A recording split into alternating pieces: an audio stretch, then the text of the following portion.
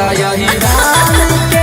एक भेंट न हो तोरा पहलवान से, हम रख देव अटनिय सहन के।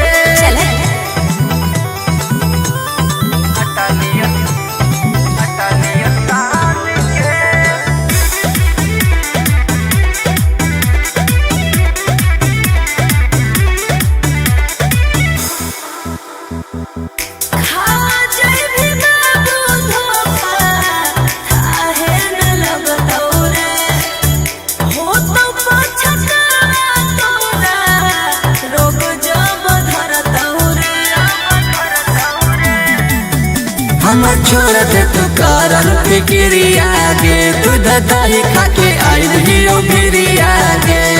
अच्छा नाही भिरी सुटे सीना के तान के। हेगे रख देवो अटनिय शान के, खाली दे दे तू मौका यही रान के। हेगे भेंट ना हो तोरा पहलवान से, हम रख देवो अटनिय शान के।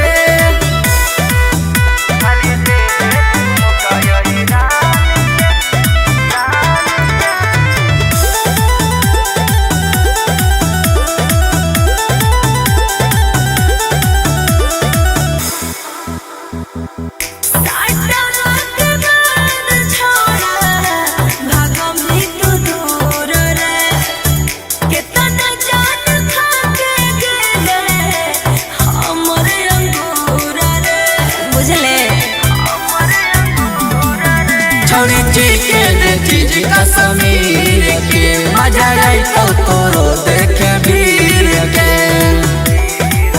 रवि रंग सत खाई दे तो चांद के। हेगे रख देवो अटनिय शान के, खाली दे दे तू मौका यही